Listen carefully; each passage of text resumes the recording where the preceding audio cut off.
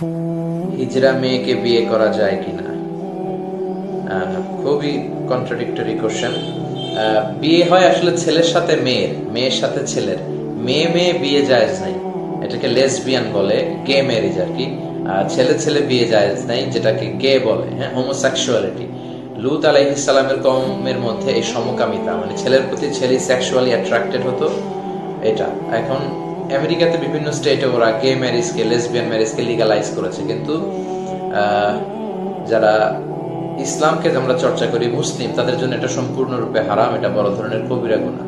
তবে হিজরা যদি কেউ থেকে থাকে, সে চিকিৎসা নেবে। এখন অনেকের এরকম থাকে যে হরমোনের প্রবলেম হওয়ার কারণে সে ছেলে হয়েও ছেলেদের প্রতি আকৃষ্ট, এটা চিকিৎসা নেওয়ার মাধ্যমে সে যদি সুস্থ হয় তখন একটা মেয়েকে সে বিয়ে করতে পারবে। ইসলামে ছেলে মেয়ে ডিফারেন্ট সেক্সের বিয়ে হয়, সেম সেক্স সেম জেন্ডারের মধ্যে বিয়ে জায়েজ নেই। ইকবাল ভাই লিখেছেন চিটাগাং আসবেন কখন, কুমিল্লা আসবেন কবে? আচ্ছা, তাবিজের ব্যাপারে প্রশ্ন করেছেন একজন। তাবিজ খুব ইন কেস অফ ইমার্জেন্সিতে ঝুলানো যায়, কিন্তু রাতে স্বপ্ন দেখেছেন, স্বপ্নের ব্যাপারে জিজ্ঞেস করেছেন। আচ্ছা, তাবিজ আপনাকে এক পর্যায়ে শিরকের দিকে নিয়ে যেতে পারে আর কি। তো রাসূল সাল্লাল্লাহু আলাইহি ওয়াসাল্লাম এজন্য তাবিজ না ঝুলিয়ে রুকিয়া করতেন, ঝাড়ফুঁক। জিন, বদ জিন যদি আসর করে তাহলে আপনি সূরা ফালাক, সূরা নাস এই দুটা পরে ফু দিবেন, রুকিয়া করবেন, আপনার ঝাড়ফুঁক আপনিই করবেন, এটাই বেশি বরকতময়। এবং আয়াতুল কুরসি পড়ে ফু দিবেন। আর যদি কেউ অসুস্থ থাকে, দুরারোগ্য ব্যাধিতে, অনেকে ক্যান্সার আক্রান্ত, চিকিৎসার পাশাপাশি আপনি সূরা ফাতিহা করে রুকিয়া করবেন। মদ বিক্রি, তো ফাতিহার সাথে ফাতিহা পড়ে আপনি রুকিয়া করবেন, কারণ সূরা ফাতিহাকে বিষ্ণু ইসা ইসলাম বলেছেন সূরাতুশ শিফা। বিষ্ণু নবী সূরা ফাতিহা পড়ে ফু দিয়েছেন, অনেকে সুস্থ হয়েছে, হাদিসে পাওয়া যায়। কিছু সাহাবারা সফরের মধ্যখানে বুখারীর বর্ণনায় মরুভূমিতে একজন লোককে সাপে দংশন করেছিল, তাকে সূরা ফাতিহা দিয়ে রুকিয়া করে আল্লাহ তাকে সুস্থ করেছেন, এগুলো পাওয়া যায়। তো আপনারা রুকিয়া করবেন, তাবিজ নয়। আচ্ছা, স্বপ্নের ব্যাপারে প্রশ্ন করেছেন একজন। স্বপ্ন, মুমিনের স্বপ্ন কিন্তু গুরুত্বপূর্ণ। মুমিনের স্বপ্ন এটা নবুয়তির একটা অংশ, নবুয়তের 46 ভাগের 1 ভাগ খুব সম্ভবত, এরকম হাদিসে এসেছে। পাক্কা মুমিন যারা, যারা সালাত আদায় করে, যারা আল্লাহর ওলি, এরকম মুমিন যারা, তাদের স্বপ্নটা গুরুত্বপূর্ণ। স্বপ্ন অনেক সময় অর্থবহ হয়। তো অনেকেই স্বপ্নের ব্যাপারে জিজ্ঞেস করেছেন। স্বপ্নের ব্যাপারে সবচেয়ে স্পেশালিস্ট সাহাবী নবী ছিলেন সাইয়েদনা ইউসুফ আলাইহিস সালাম, তাবিরুর রুইয়া। তিনি স্বপ্নের ব্যাখ্যা জানতেন, ওনার বাবার কাছ থেকে উনি এটা শিখেছিলেন। এবং সাহাবাদের মধ্যে সবচেয়ে ভালো স্বপ্নের ব্যাখ্যা জানতেন সাইয়েদনা আবু বকর রাদিয়াল্লাহু আনহু। তাবিঈদের মধ্যে জানতেন মুহাম্মদ ইবনে সিরিন। এজন্য ওনার একটা স্বপ্নের বই আছে তাবিরুল আহলাম নামে, মুহাম্মদ ইবনে সিরিনের। তো এটা মাজার সম্পর্কে জানতে চাইছে অনেকে, এজন্য স্বপ্নটা গুরুত্বপূর্ণ। স্বপ্ন দেখলেই সবার সাথে শেয়ার করবেন না। অনেকে যেটা করে, স্বপ্ন একটা দেখলে বন্ধুদের সাথে শেয়ার করে, ওয়াইফের সাথে, ভাইদের সাথে। না, এটা আপনি শেয়ার করবেন না। আমার আলোচনা বালাগাত ফাসাহাত ভালো লাগে, স্টাইল ভালো লাগে, অনেক শুকরিয়া। জি, বিতিরের সালাত কয় রাকাত জিজ্ঞেস করেছেন।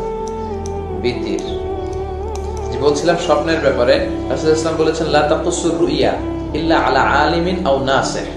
তোমার কোন শুভাকাঙ্ক্ষী বা বড় আলেম ছাড়া অন্য কারো কাছে স্বপ্নের কথা বলো না। ফা ইন্না রুইয়া তাকাউ আলা মা তুআব্বার। কারণ স্বপ্নের ব্যাখ্যা তো তেমনই হয়ে থাকে যেমন এটার ব্যাখ্যা করা হয়। তো স্বপ্নের ব্যাপারে বলতে গেলে অনেক সময় লেগে যাবে। ইমাম মালিক রাহিমাহুল্লাহ যখন বেঁচে ছিলেন, ওনার সময়কালে এক লোক স্বপ্ন দেখে, এটা মুহাম্মদ ইবনে সিরিনের সময় খুব সম্ভব, এক লোক স্বপ্ন দেখেছে তার ছেলের পেট উঁচু হয়ে গিয়েছে। তিনি যে এক মূর্খের কাছে বললেন, মূর্খ বলল তোমার ছেলে তো মারা যাবে। ঠিকই কয়েকদিন পরে তার ছেলে মারা গিয়েছে। আর আরেক ব্যক্তিও একই স্বপ্ন দেখেছেন যে তার ছেলের পেট এত উঁচু হয়ে গিয়েছে। তিনি এই স্বপ্নটা নিয়ে মুহাম্মদ ইবনে সিরিনের কাছে খুব সম্ভব যে বললেন। তো মুহাম্মদ ইবনে সিরিন বললেন তোমার ছেলে তো অনেক বড় আলেম হবে। পরবর্তীতে তার ছেলে অনেক বড় যুগশ্রেষ্ঠ আলেম হয়েছে। জন্য ফা ইন্না রুইয়া তাকাউ আলা মা তুআব্বার। স্বপ্নের ব্যাখ্যা তেমনই হয়ে থাকে যেমন এটার তাবির করা হয়। জন্য যে কারো কাছে বলবেন। আপনাদের এলাকায় সবচেয়ে বয়োজ্যেষ্ঠ বা সবচেয়ে বড় প্রবীণ আলেম, যিনি খুব আমল করেন, খুব ভালো কোরআন হাদিস জানেন, তার কাছে যে এক্সপ্রেস করতে পারেন যদি আপনি চান। ইসলামিক সং, জি বারাকাল্লাহর ব্যাপারে একজন রিকোয়েস্ট করেছে একটু করে আপনাদের সাথে শেয়ার করবো ইনশাআল্লাহ, আমি টুকে রেখেছি। তো এজন্য স্বপ্নটা যেমন ব্যাখ্যা করা হয় তেমনই হয়, এজন্য স্বপ্নের কথা সবার সাথে শেয়ার করবেন না। রাসূল সাল্লাল্লাহু আলাইহি ওয়াসাল্লাম বিভিন্ন সময় স্বপ্ন দেখতেন, হাদিসে পাওয়া যায়। কিছু আলামত আছে, কেউ যদি স্বপ্নে দেখছেন যে আপনি গরুর দুধ খাচ্ছেন, তো তার মানে আপনার জ্ঞান বাড়বে, এটা একটা সাইন। তারপর আপনার জামা যদি ছোট হয়ে যায়, তার মানে আপনার তাকওয়া পরহেজগারি কমে যাচ্ছে। রাসূল সাল্লাল্লাহু আলাইহি ওয়াসাল্লাম বুখারীর বর্ণনায় রাসূল সাল্লাল্লাহু আলাইহি ওয়াসাল্লাম বললেন যে অনেক কথা চলে আসছে, এগুলো আসলে মিস হয়ে যাচ্ছে। যাদের কমেন্টস গুলো পড়া হয়নি তারা যদি আরেকবার একটু টেক্সট করেন তাহলে হয়তো আমি পড়ে আপনাদের সাথে শেয়ার করবো ইনশাআল্লাহ। মাযহাব নিয়ে প্রশ্ন করেছে। আচ্ছা, রাসূল সাল্লাল্লাহু আলাইহি ওয়াসাল্লাম একবার স্বপ্ন দেখলেন যে সব সাহাবাদের জুব্বা, কারোটা নাভি পর্যন্ত, কারোটা হাঁটু, কারোটা টাকনু, কিন্তু বললেন যে ওমরে ফারুকের জুব্বা আমি দেখলাম এত বড়, ওমরে ফারুক তার জুব্বা টেনে টেনে নিয়ে যাচ্ছে। তো সাহাবারা বললেন ফামাদা আউয়ালতা বিহি ইয়া রাসূলুল্লাহ, আপনি কি তাওয়িল করলেন? রাসূল বললেন আউয়ালতু বিহি আত-তাকওয়া, আমি এটার দ্বারা তাকওয়ার তাওয়িল করলাম। তার মানে ওমর রাদিয়াল্লাহু তাআলা তাকওয়া বেশি ছিল, জুব্বা বড়, তো জামা বড় এটা তাকওয়ার বহিঃপ্রকাশ, জামা ছোট হওয়া এটা তাকওয়া যে কমে যাচ্ছে সেটার বহিঃপ্রকাশ। দুঃখজনক ভাবে আমরা দেখি যে আমাদের মা বোনদের যাদের জন্য হিজাবকে আল্লাহ ফারজ করেছেন তাদের কাপড় ছোট ছোট হতে হতে এখন লেহেঙ্গা, পাখি ড্রেস, শর্ট হতে শুরু করেছে, মানে ইসলামটা শেষ করে দেওয়া হচ্ছে আর কি। তো জন্য জামা বড় হওয়া এটা তাকওয়ার পরিচয়। আবার আরেক স্বপ্নের কথা আল্লাহ রাসূল সাহাবাদের সাথে শেয়ার করলেন যে রাসূল আঙ্গুল দিয়ে দুধ খাচ্ছিলেন বা মধু খাচ্ছিলেন, তো পরে খেতে খেতে কিছু রয়ে গেল মধু বা দুধ, সেটা তিনি ওমরে ফারুককে খেতে দিলেন, অন্যদেরকে না দিয়ে ওমরে ফারুককে দিলেন। সবাই বললেন এটা দিয়ে আপনি কি বোঝাতে চাইলেন? রাসূল বললেন আউয়ালতু বিহি আল ইলম, এটা দ্বারা আমি নলেজ কে বুঝালাম। শহীদ মিনারের ফুল, আচ্ছা শহীদ মিনারের ফুল,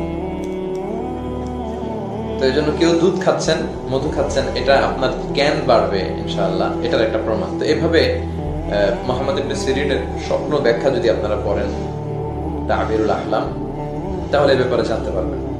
মদ না, মদের ব্যবসা করা যাবে না, মদকে তো কমপ্লিটলি ইসলাম হারাম করে দিয়েছে। রেড ওয়াইন বলেন, অ্যালকোহল, হুইস্কি যেগুলি বলেন কোনোটাই করা যাবে না।